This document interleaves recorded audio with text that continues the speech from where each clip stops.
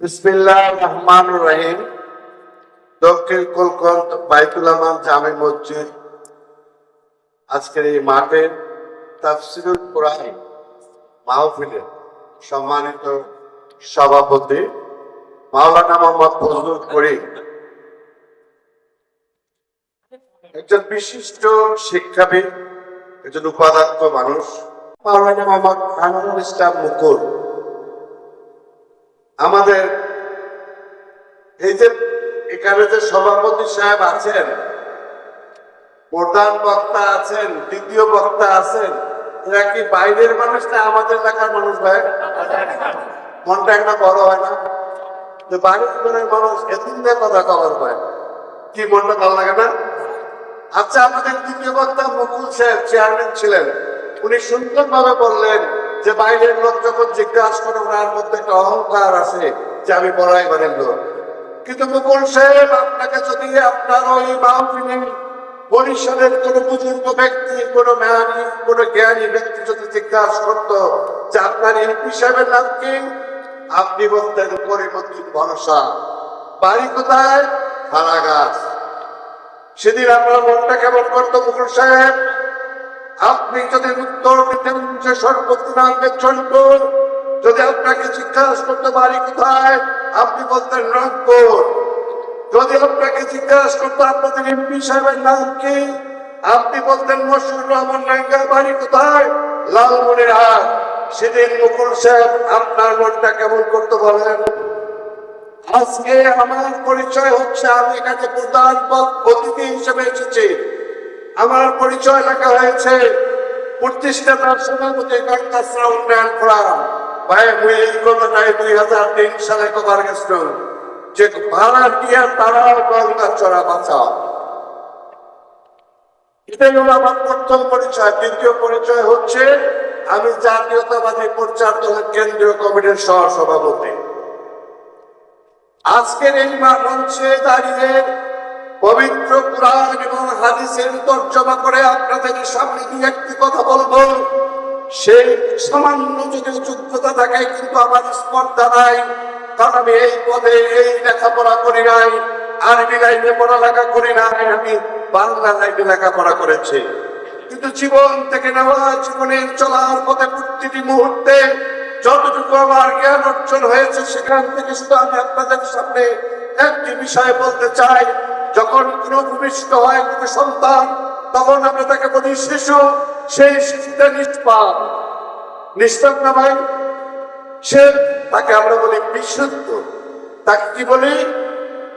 সংসার জীবনে এসে, পারিবারিক জীবনে এসে, যখন আমরা আমাদের পেশাগত কারণে, সমাজের কারণে আমরা যখন অন্যায় করি, আমরা যখন অবিচার করি, যখন আমরা পিতামাতার খোঁজ খবর ঠিক মতো নেই না, হত্যারের হক সঠিকভাবে পালন করি না, তখন আমার জীবন হয়ে যায় অশুদ্ধ।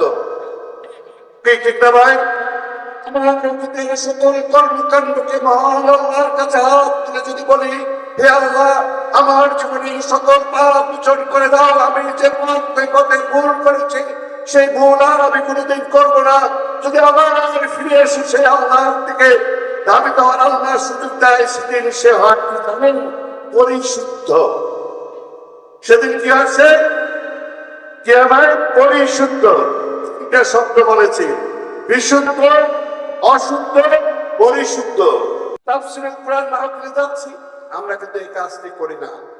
আর করি না বলে আমরা কিন্তু চলার পথে অনেক বিপদে পড়ি। ভাই, বিশ্বাস করেন, সকাল উঠে আপনার মায়ের দোয়া নিয়ে জীবন চালান, চলার পথে যখন আপনি উদ্দেশ্যের দিকে ধাবিত হবেন, যখন অনেক বিপদ আপনার সামনে এসে পড়বে, আপনি আল্লাহর কাছে বিচার দেওয়া ছাড়া আপনার কোনো কিছু করার থাকবে না। ওই সময় সকালবেলা আপনার মায়ের দোয়ার কথাটুকু যদি মনে পড়ে, আপনার জীবন আবার নতুন পছন্দ হবে। এটাই কিন্তু সত্য। তাই আমি আপনাদের কাছে করজোড়ে বিনতি করে আর্জি করি, আমার নাম মোহাম্মদ রুহুল আমিন। আমি আপনাদের সামনে বক্তব্য দিতে আসলে আমি পরিচয় হতে এসেছি। আমি বাড়ি হচ্ছে কচুয়া। আমি কারমাইকেল কলেজ থেকে ইন্টারমিডিয়েট পাস করি। ঢাকা বিশ্ববিদ্যালয় থেকে আমি জিওগ্রাফিতে অনার্স এবং মাস্টার্স করি। পরবর্তীতে ডিজাস্টার ম্যানেজমেন্ট নিয়ে যখন আমি কাজ করি, তখন আমি ব্র্যাক বিশ্ববিদ্যালয় থেকে ডিজাস্টার ম্যানেজমেন্টে মাস্টার্স করি।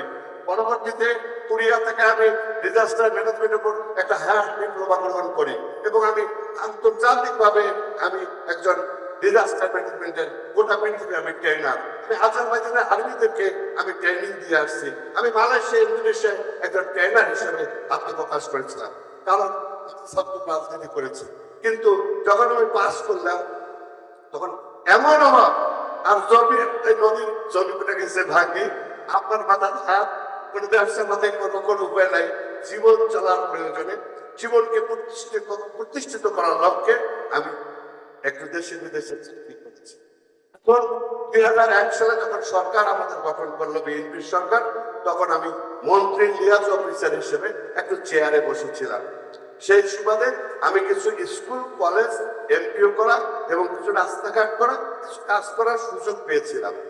আমি তাই এই বছরের প্রথমের দিকে, এই আওয়ামী লীগ পালানো না, তার আগে আমি চাকরিটা ছেড়ে দিয়েছিলাম যে আমি একটু রাজনীতি করতে চাই। এইভাবে রাজনীতি করার প্রয়োজনটা এই যে আমাদের দেশটা হচ্ছে গরিব, আমাদের দেশটা গরিব, আমাদের দেশটা অনুন্নত একটা দেশ। আমাদের বরাদ্দ অনেক নাই। একটা স্কুল হয়তো 10টা, হয়তো 5টা স্কুল বিল্ডিং হয়, হয়তো 20 কিলোমিটার রাস্তা পাকা হয়, এইরকম আর। তো যখন এই মন্ত্রীর পাশে গিয়ে বসে বলা যায় যে আমার এলাকার এই কাজটা একটু করে দেন, তখন কিন্তু আমাকে করে দেয়। যেমন আমাদের আব্দুল সামাদ স্কুল, এই স্কুলটা নবম থেকে বিভক্ত হয় না।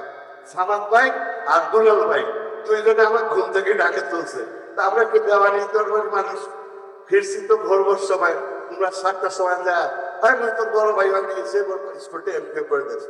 তা আল্লাহ রহমতে আমি ঘুরে যেয়ে আমি 2টা স্কুল এমপিও করে দিলাম। ওই সময়ের কথা, মনিরা হাই স্কুল আর আব্দুল সামাদ উচ্চ বিদ্যালয়। এরকম ভাই ওই কাছে যাওয়ার আমার ক্ষমতা আছে। আমি আমাদের বিএনপির চেয়ারপারসন তারেক ভাইয়ের কাছে বসার সুযোগ পেয়েছি।